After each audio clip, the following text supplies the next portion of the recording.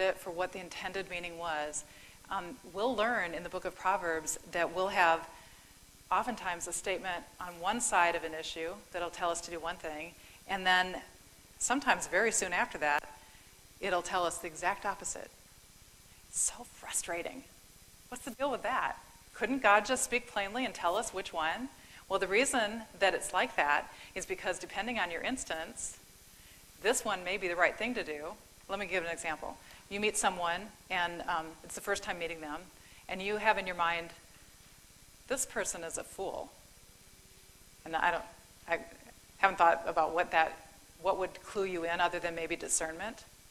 Now, Proverbs will tell you, there's a couple different things. One says, answer a fool according to his folly. Okay? That's how you should deal with a fool. Answer that fool according to their folly. So according to the thing they're foolish in, talk in their language.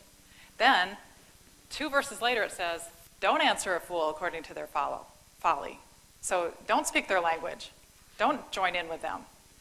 Okay, that's in the same chapter of Proverbs. It's a couple verses apart from each other. I'm looking to gain something as I'm reading the book of Proverbs. How do I deal with that? That's the whole point of Proverbs. As we learn knowledge about Proverbs, we need to every day practice applying it to our life. And what God is counting on is that we're going to be using our common sense and discerning as we grow in the knowledge of the Lord, and as the Holy Spirit's working in us, we're going to be dependent on the Holy Spirit to know, okay, when I see this fool, I need to either answer according to that person's folly or not answer. And that at that instant, I'm going to depend on the Holy Spirit to give me what I need to know which way to go. So we want to grow in that ability. Now, we've done all of this background to get a feel for, we're observing what Proverbs is. Now, if you remember doing basic Bible study, there's also looking at how the book is constructed. How is the book of Proverbs put together? And when we do that, we ask some basic questions. The 5 W's, does this ring a bell? And the H? So let's talk about those. Which one is, who wrote the book of Proverbs? Anybody have a clue? Solomon. First verse, Proverbs of Solomon. Okay? Darn. A little bit later, we have some other names. What happened there? Solomon was the first one named. In chapter 22, we have Proverbs of the wise. Okay? Then in Proverbs 25, we have the men of Hezekiah. And then in Proverbs 30, we have the Proverbs of Agur, A-G-U-R. And then finally in Proverbs 31, we have King Lemuel. So actually, we have more than one author. So how is it that the book of Proverbs are the Proverbs of Solomon?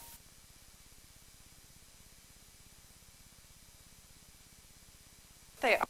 And what scholars have dug into Proverbs,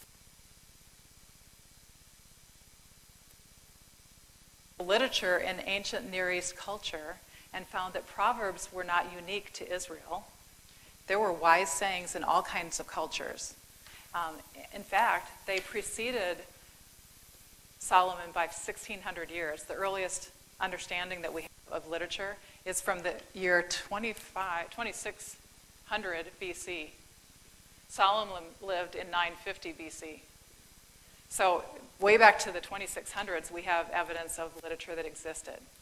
What scholars think happened, pretty confidently, that what happened is that Solomon gathered those wise sayings together and put them in a book.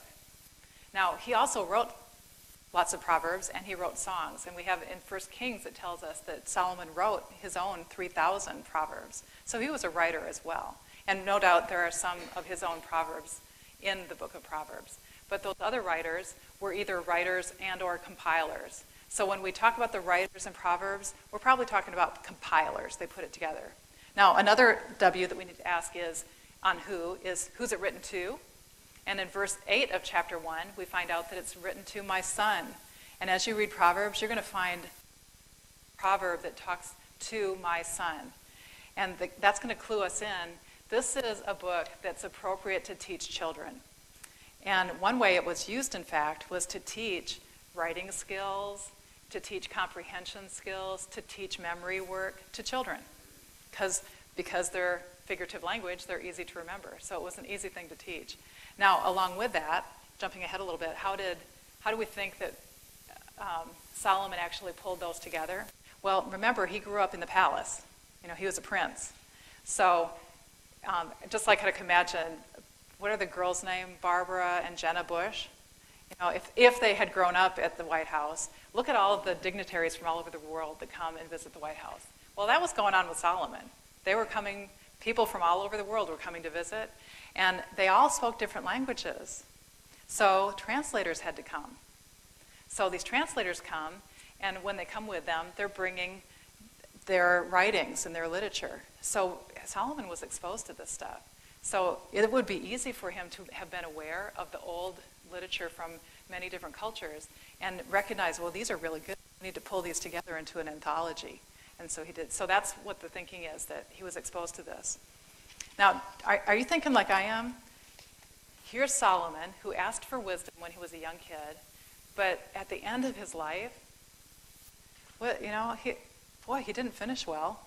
He had 700 wives, 300 concubines. His 2 sons are the ones that divided the kingdom. What else would happen with him? I don't think that would not be my example of a wise man. And that illustrates the point of, you can have all kinds of knowledge, you can know it, consistently applying it, not stopping, you can fall into foolish behavior. And I think that Solomon died a foolish man.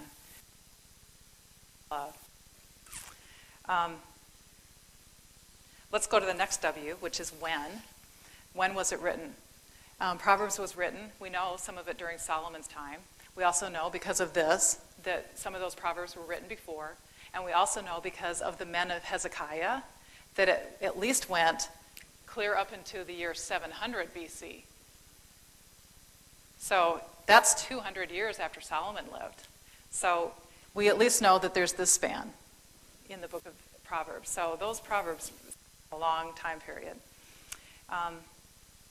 We don't know exactly when the book was finished. There's some discrepancy among the scholars. It really doesn't matter. We have the sayings here, and we deal with what's written there. Another compelling W is where. And something that's very interesting is digging into the culture of that place. We call it the Near East. I want to erase some of these. So over here you've got the U.S. This is the West. Move over this way to the East, and you've got the Near East. And that would be Israel. It would be, Syria. It could be Iran. Okay, then you've got the Far East. And this is China. So that's the distinction. So this Near East, that culture that was around the Israel area. Interesting way that those folks lived. And we need to understand their culture a little bit to understand how they thought.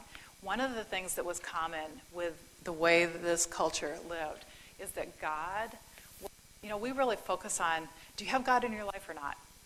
It's kind of like a dichotomy in our culture right now. We understand that.